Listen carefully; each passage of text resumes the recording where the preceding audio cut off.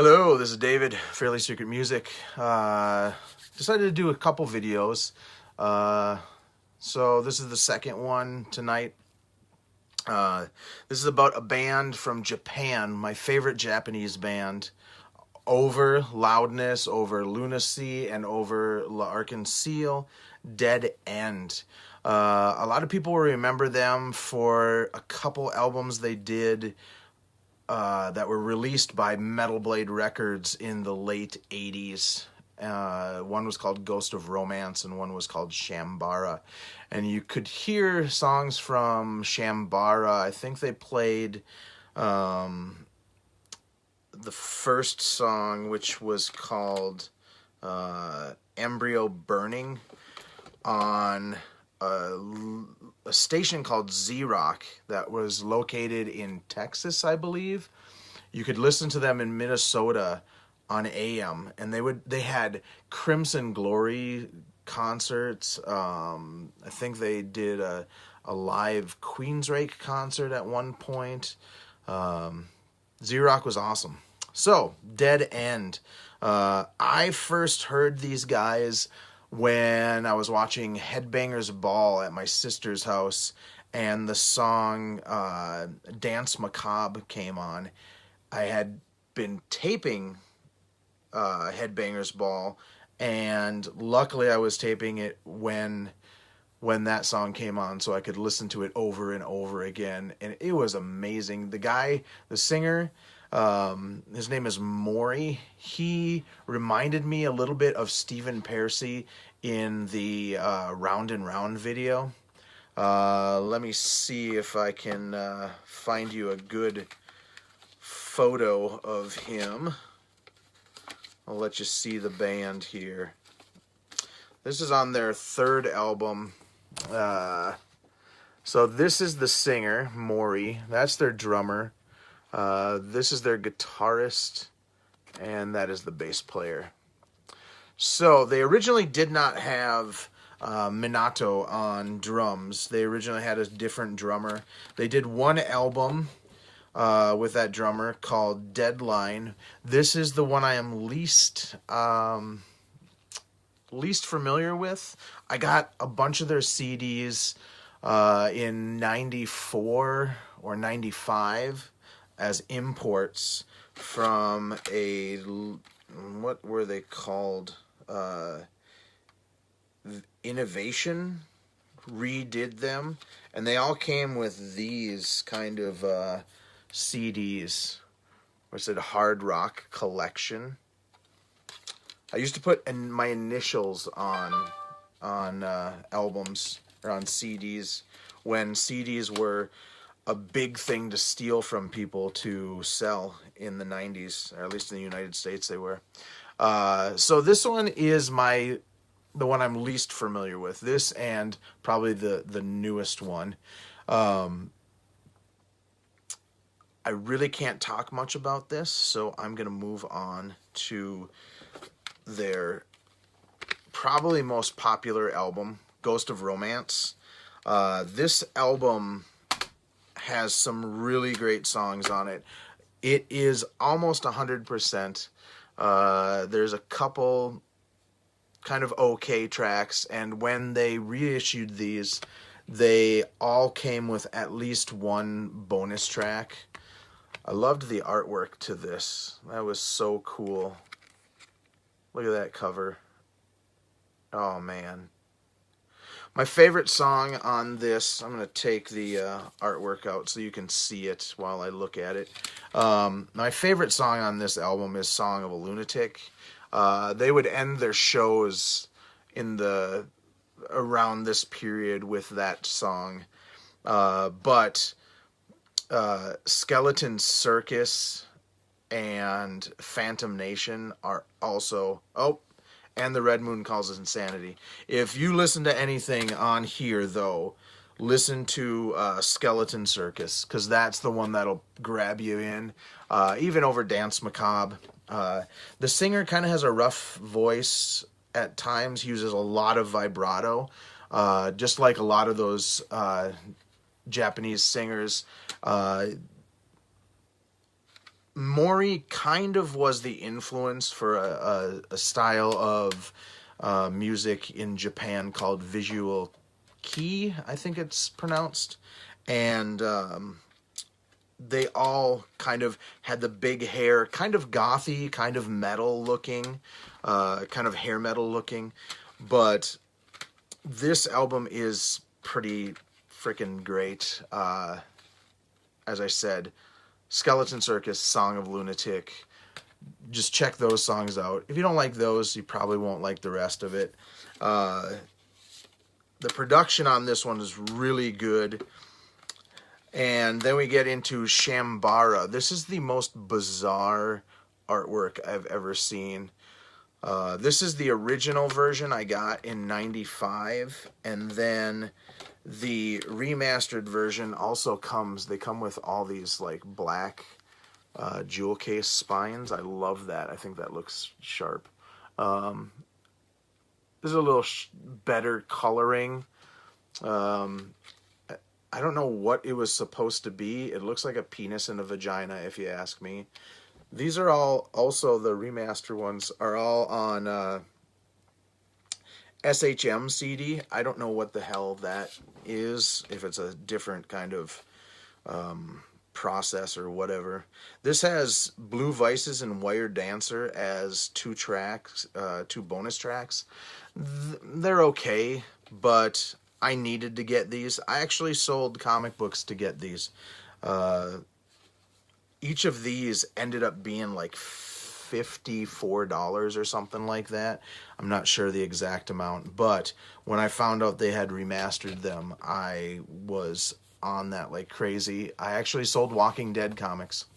I'm not going to tell you how much I got for those Walking Dead comics. It was lower than I would get a few years later, but I still own these. I don't care about the Walking Dead comics.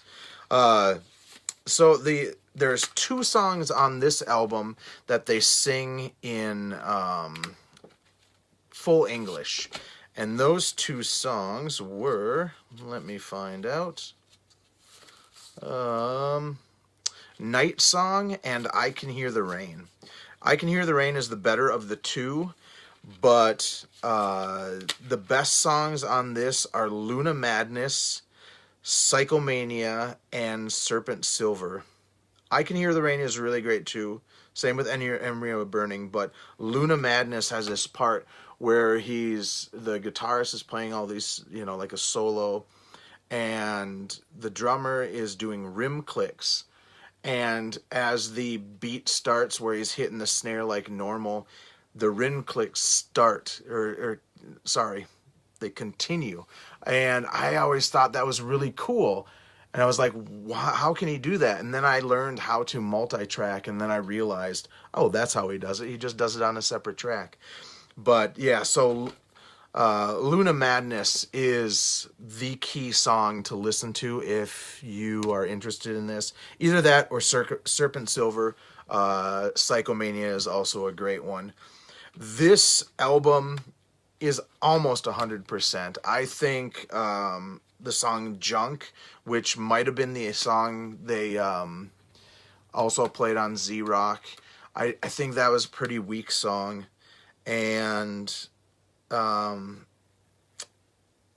Blood Music is kind of but for the most part, I guess 8 out of 10 songs or something like that is pretty good.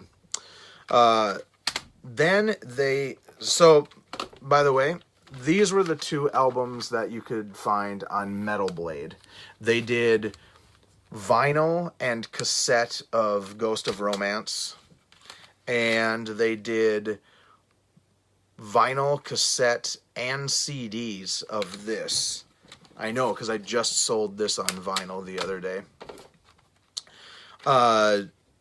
The album that they didn't put out in the United States until, and I didn't know about it until I realized that I could order the import CDs when I was working for a company called Cheapo in 1995. Their fourth album, Zero, they stripped back some of the metal and get a little bit more kind of poppy. If you listen to this after you listen to the second and the third album, Shambara and Ghost of Romance, you will totally see the change. They had a song called Promised Land on this one that it reminded me kind of Rush, like later period Rush. Either, like the Grace Under Pressure Signals era, kind of mixed with Presto kind of era, but it's super cool. The guitar part on it is really awesome. This album kicks off with a song called I Want Your Love, and immediately you'd notice, okay, they've kind of gone away from the metal stuff, and oh, my phone is making noises at me. They've gone away from the metal stuff, but their chops are great. Their drummer is amazing. He is still just awesome, and Shambara really shows how great of a drummer he is. They have some live videos. There's the Hyper D video that came out. I think it's more around this era, but he was really fun to watch too. Huge kit, and he used all of it. So this was their last album before they broke up, and they broke up in 1990 or 91. They were around since 84, and I didn't think they would ever do anything else. Hyper Desire on this album is really good too. I didn't think they'd do anything else, and then 19 years later, they put out Metamorphosis, and this is the same lineup as those three I just showed you. The drummer's kit went from huge to just maybe a 5-piece or a 4-piece, just huge drums, whereas before he had kind of like a Neil Peart setup. This time he had like a I don't know, Dave Grohl setup. This is a lot heavier. Maury's voice is using a lot more vibrato, and it's kind of over the top at this point. And I believe the reason this happened was Maury did this project. He had a couple solo albums. At one point he moved to New York from Japan, and he did this album called Creature Creature, and this was in 2007. This was in 2009. But at least the bass player and the guitarist played on this. They guessed on this. The drummer may have played on it. I can't remember. There is a song on here. It is in Japanese, so I can't tell you the title. I believe it is track 4, and this is an album called Creature Creature, Light and Lust. His use of vibrato on this song is just crazy. And I have to point it out to people to make sure they can notice how crazy it is. But it's something that if you are even casually listening to it, you'll go, what the hell was that? Because really pronunciated vibrato is so odd in a lot of music these days that it just stands out to me. Singers like David Sylvian, who uses tons of vibrato, is fantastic. So this was the thing that spurred this on, I think. He has also done another Creature Creature album called Inferno. This one I'm not quite as familiar with. Still decent, but not as good as this album. Metamorphosis, let me see. I'm really bad on song titles on this one because I haven't listened to it a ton. Yeah, unfortunately, half of their songs are in titles are in Japanese, and the other half are in English.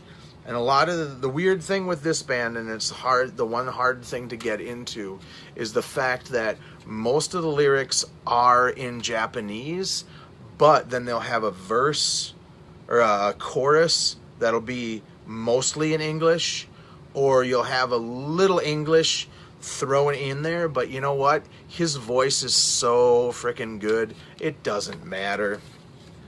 Oh, I forgot. Around the end of their career in 91, they did a 2-disc set that was live. And let me see.